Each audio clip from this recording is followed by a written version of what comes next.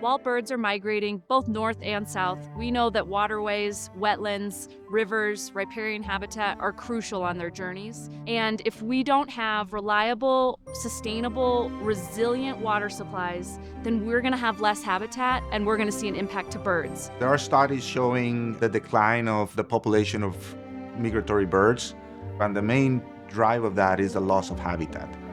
These places provide a lot of benefits to local communities on water security, clean water, food security. So it is not only about birds, it's also the co-benefits that these places provide to local communities. Mutually beneficial outcomes that are happening when you're doing work on behalf of birds, that is what is most inspiring to me. In order to have wins for birds and wins for water, we have to have wins for people.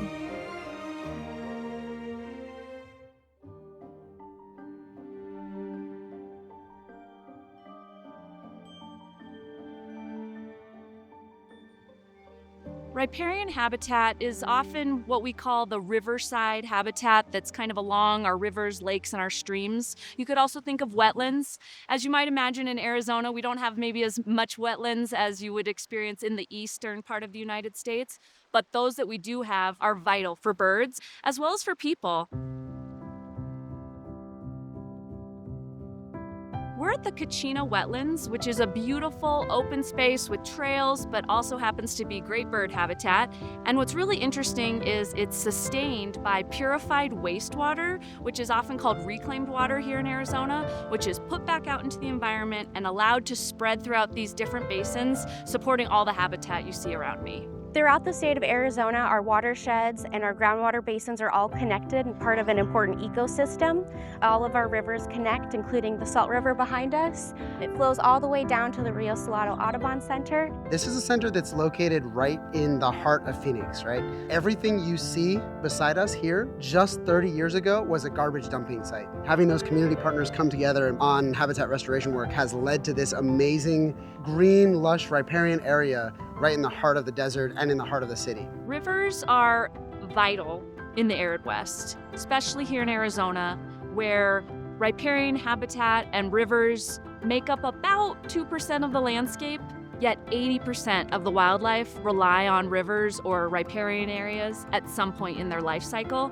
It's not an overstatement to say they are crucial for life. We're here in the Sonoran Desert. We're in the heart of Phoenix, the hottest city in America. Water is important. The amount of water that is used and consumed by people is only increasing.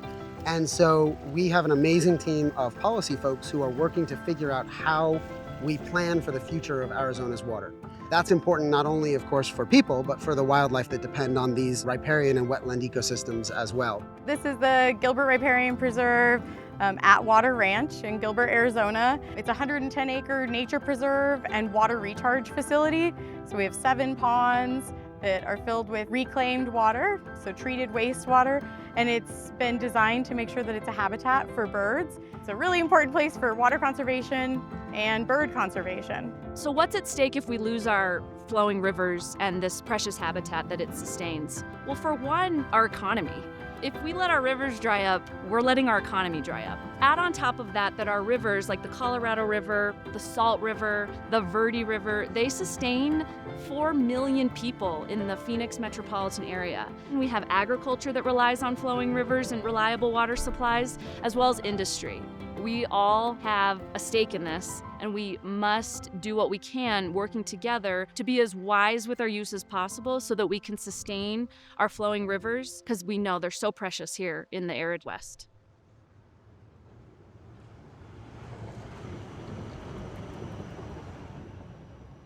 One of Audubon's strategic priorities is, of course, community building. And that is the bread and butter of what we do here at Rio Salado Audubon Center. When I first started here about 2 years ago, one of the things we noticed very quickly is that anytime we were hosting a community event, 80 to 90% of the visitors would say things like, "Wow, I've lived here my whole life and I never knew you were here." We kind of scratched our head and went, all right, we haven't been doing something right. We need to find a new strategy so that people understand that we are here and that we are available. One of the ways in which we're changing that is through our community partnerships and through community events and through a bit of a overall facelift. I think Rio Salado's probably one of the most interesting urban birding places that I've ever been to. We are surrounded by industrial zones and landfills, and the creation of this habitat has allowed nature to re-enter the metro area. So it's a great place to see just about anything you want. A lot of the work that we do is educational. A lot of the work that I strive to put programs in here in the Rio Salado are educational. So not only are kids learning something, but adults are as well. That really brings in the community, not only on one generation, but 2 generations. That is the way we try to attract people to do a lot of our conservation work, is through that education. And that has seemed to be working for us so far. A restored, healthy environment, is productive for anybody who touches the area, right? Us as people, wildlife, pollinators, the river that runs through it, and the organisms that live within it.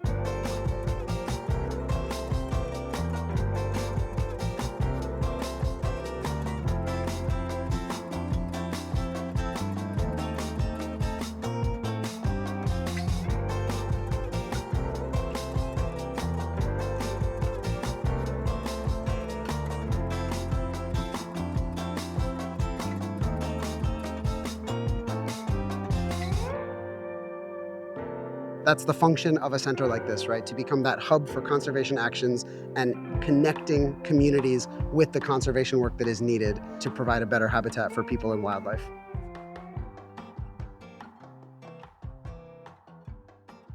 So I started with Audubon about 6 years or so ago, and not long after I started, I was setting up MODIS stations at a lot of the centers across Audubon, and I kept hearing this desire to track migratory birds. And so one of the powers of Audubon is this really wide, diverse network, and it became pretty apparent that everybody can just go out and do their own thing, or we can have a really coordinated effort that we can ensure that people that are engaging in tracking studies are doing it in a coordinated way that's focused on the flight plan, that's leading to conservation action on the ground. My name's Fiona Vivial. I'm the current president of Desert Rivers Audubon Society here in the East Valley of the metro area.